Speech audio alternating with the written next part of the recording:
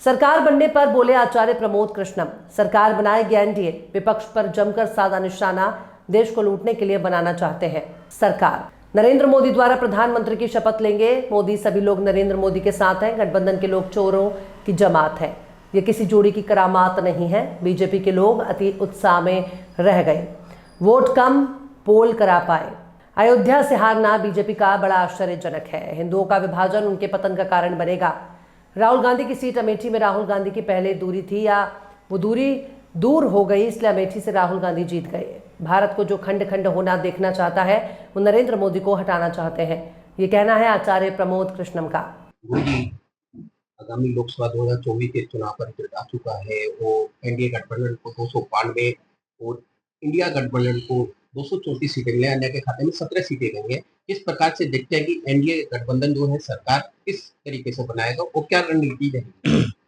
सरकार बनाने के लिए 272 का आंकड़ा चाहिए और एनडीए के पास 292 से ज्यादा का आंकड़ा है, तो इसमें तो कोई सवाल उठना ही नहीं चाहिए।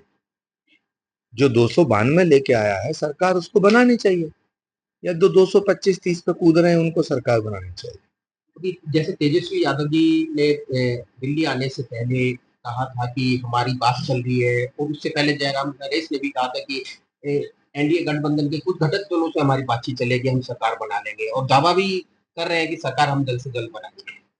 ये सब देश को लूटने के लिए सरकार बनाना चाहते हैं, और देश की जनता ने तीसरी बार लगातार नरेंद्र मोदी जी को अपना प्यार दिया है। नरेंद्र मोदी जी अकेले ऐसे नेता हैं जो अपने दम पर 250 के करीब सीटें लाए हैं, और एनडीए के साथ मिलकर के 292 293 सीटें आई। तो क्या 292 सीट लाने वाला सरकार ना बनाए, और ये 20 सीट लाने वाले, 25 सीट लाने वाले, 70 सीट लाने वाले ये सरकार बनाए, 90 सीट लाने वाले सरकार बनाए?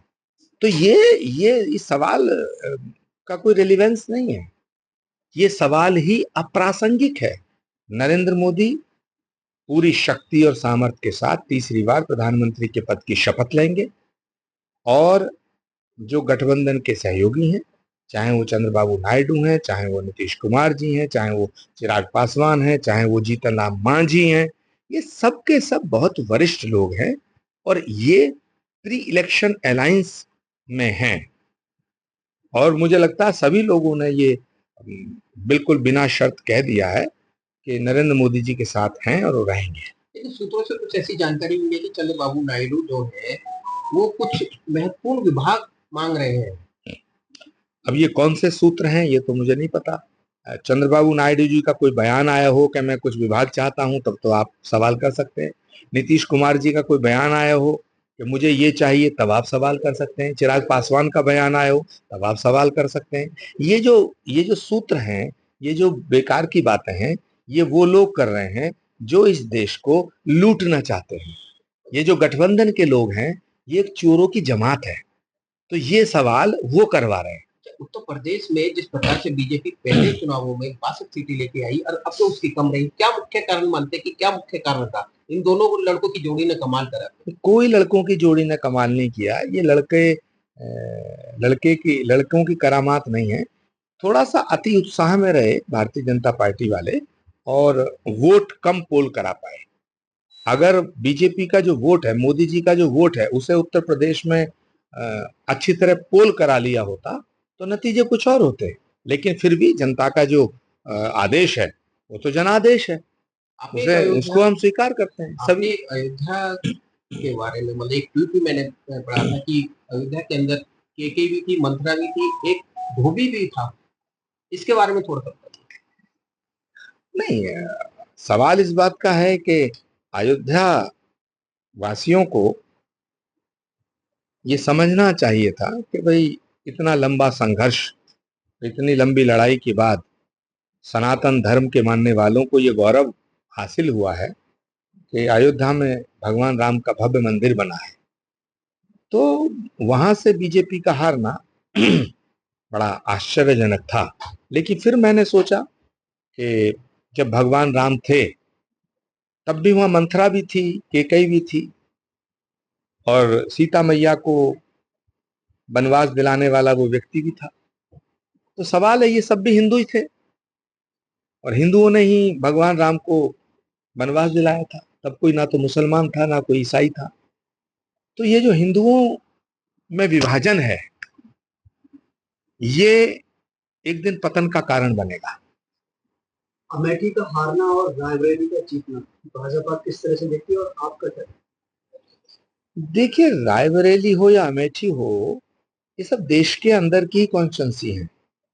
तो रायबरेली जो है गांधी परिवार की सीट मानी जाती है, अमेठी भी मानी जाती है। अमेठी के अंदर पिछली बार जब बीजेपी जीती थी और राहुल गांधी हारे थे, तब एक बड़ा सवाल उठा था कि राहुल गांधी जी से इतना अमेठी दूर क्यों हो गई।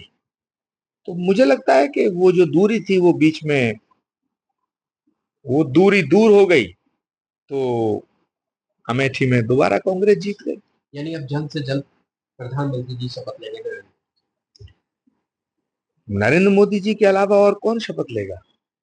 और कौन है जो इस देश को एक सशक्त नेतृत्व प्रदान कर सकता है? अच्छा, एक आखिरी सवाल कि चुनावों से पहले पाकिस्तान की नजर थी इस चुनाव पर, वो कांग्रेस यानी राहुल गांधी का भी बहुत उत्साह बढ़ा रहे थे, देखिए तो उसको लेकर क्या कहेंगे जिस तरीके से रिजल्ट आए? देखिए पाकिस्तान हो या चीन हो या कोई भी देश हो या देश के भीतर की जो ताकतें हैं, जो भारत को कमजोर होते हुए देखना चाहती हैं, भारत को खंड खंड करना चाहती हैं, वो सब नरेंद्र मोदी को हटाना चाहते हैं। जो भारत को मजबूत होते हुए देखना चाहते हैं, जो भारत को सशक्त देखना चाहते हैं, जो भारत को विश्व गुरु बनते हुए देखना चाहते हैं, वो नरेंद्र मोदी के साथ हैं।